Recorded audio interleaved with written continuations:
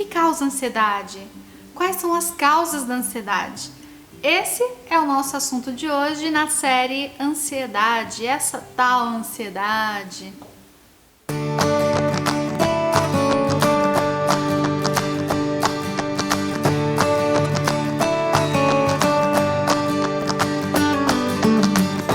Por que eu sou ansioso? O que causou a minha ansiedade?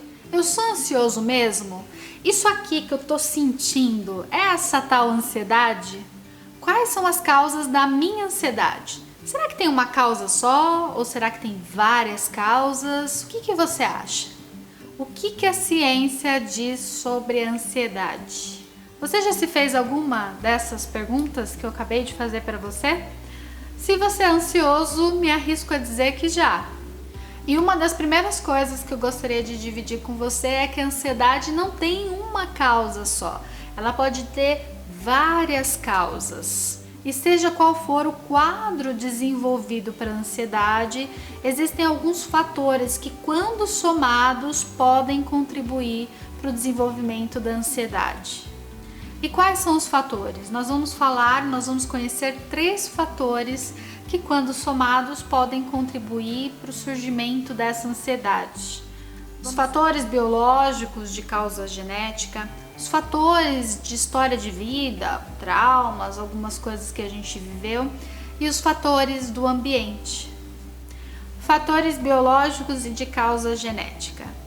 Como a gente já viu, a ansiedade é um sentimento, é algo que a gente percebe, que a gente sente e que a gente precisa sentir. Faz parte do ser humano. A gente precisa perceber para que a gente possa reagir frente a situações de ameaça ou de risco.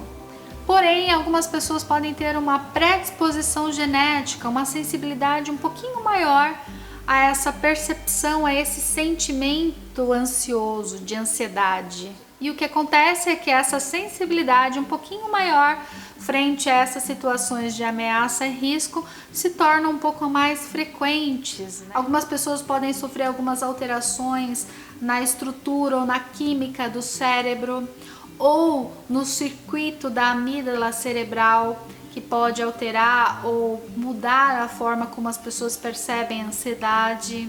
Níveis baixos dos neurotransmissores também podem afetar como a gente lida com a ansiedade.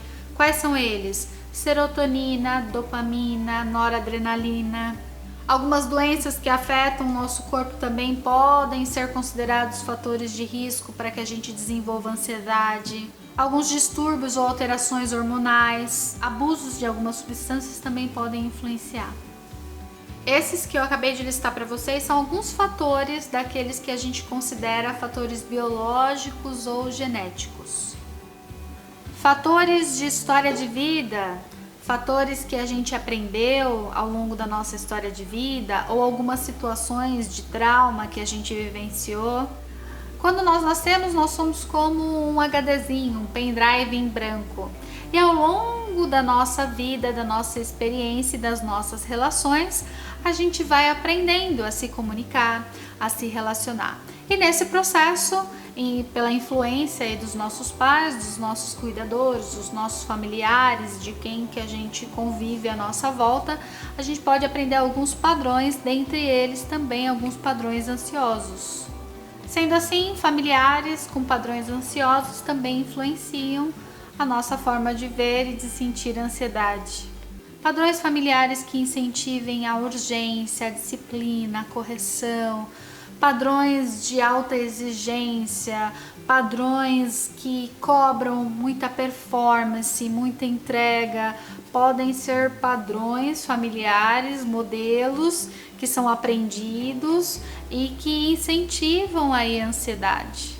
Ah, mas por que, Débora? Eu não posso corrigir meu filho? Eu não posso ser uma pessoa exigente com ele? Eu não posso cobrar resultado? Pode, só que a gente precisa fazer isso com certa moderação, porque o que acontece?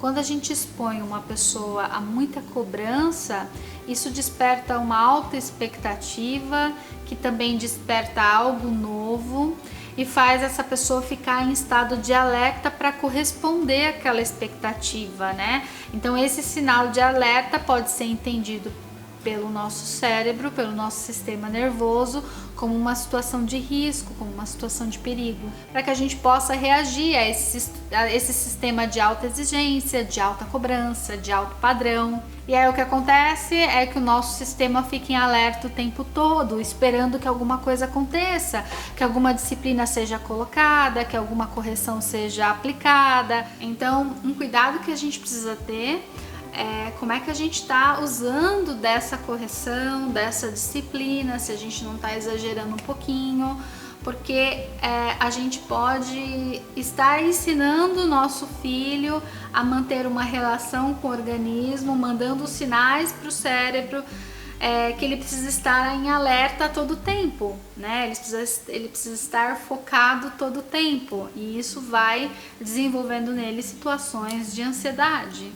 Problema na escola, problema de relacionamento na escola ou com outras crianças, privação, altas expectativas, tudo isso pode influenciar para o desenvolvimento da ansiedade.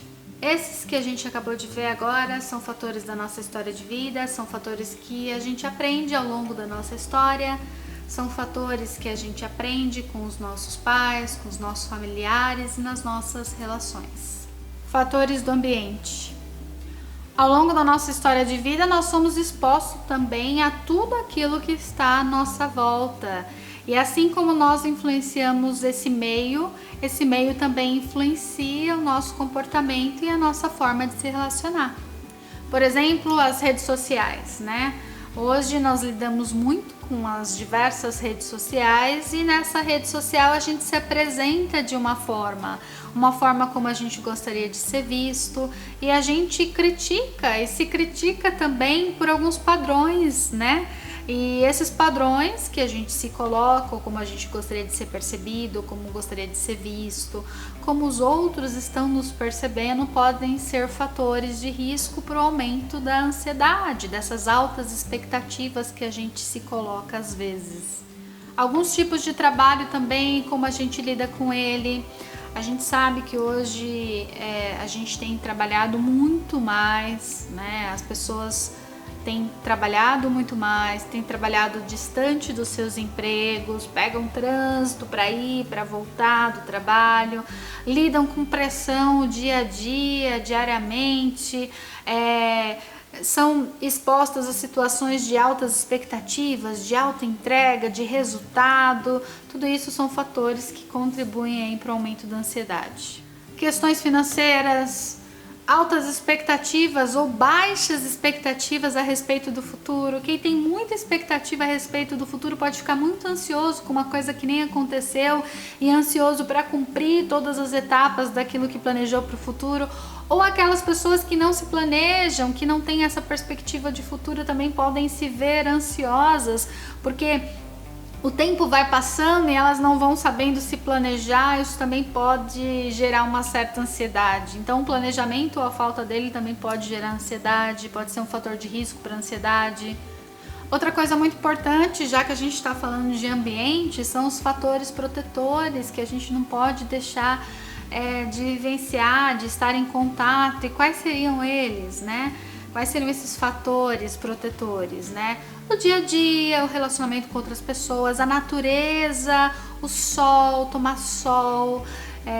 Quantas pessoas falam, né? Nossa, eu sinto uma falta de uma janela, eu queria trabalhar perto de janela, eu ficar o dia inteiro fechada em casa me incomoda. O fato da gente não sair, né? Da gente não respirar lá fora, o ar puro, andar na grama, esses são fatores importantes de proteção para a gente também. A natureza, o contato com a natureza, eles fazem parte dos fatores de proteção e que a gente precisa estar em contato. A ausência desses pontos aí que eu trouxe para vocês pode ser um fator de risco aí para o aumento da ansiedade. Manter uma boa alimentação com todos os nutrientes que a gente precisa receber para o nosso organismo, isso também pode ser considerado um fator de risco quando a gente não se alimenta bem. Lembrando mais uma vez que a ansiedade ela é desenvolvida por um conjunto de fatores, quando somados podem então desenvolver ansiedade. E quais são os 3 fatores que a gente conheceu aqui? O fator genético, o fator biológico, o fator história de vida situações de trauma ou como nós nos relacionamos, né, nessa nossa história de vida com os nossos pais, com os nossos familiares. E o terceiro, os fatores do ambiente. A soma, a combinação e a análise de todos esses fatores é que podem ou não contribuir para o desenvolvimento da ansiedade. E o que precisa ser avaliado, somado, analisado, esse conjunto de fatores, para que a gente possa entender um pouquinho melhor o que pode ter desenvolvido a sua ansiedade. E às vezes a gente fica tão desesperado, né, na busca de uma causa para achar um culpado, e esse não tem que ser o nosso foco. A gente tem que buscar a causa para entender melhor esses fatores e entender como que a gente pode estabelecer um tratamento para você, entendendo quais foram os fatores de risco que você foi exposto, mas não para achar os culpados, mas para entender uma forma correta de diagnóstico e tratamento para você, para sua ansiedade, para o seu tipo de ansiedade. A boa notícia é que o nosso cérebro ele é plástico, ele tem certa plasticidade, então com isso a gente pode aprender novos padrões, a gente pode se reorganizar, aprender novos hábitos aí para lidar melhor com a nossa ansiedade.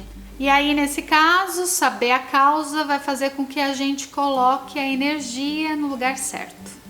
E como então que a gente resolve o nosso problema aí com ansiedade? Como é que a gente faz o tratamento da ansiedade? E o tratamento da ansiedade, esse é um assunto que a gente vai ver no nosso próximo vídeo. Eu vou ficando por aqui e a gente se vê por aí. Um beijo, tchau, tchau!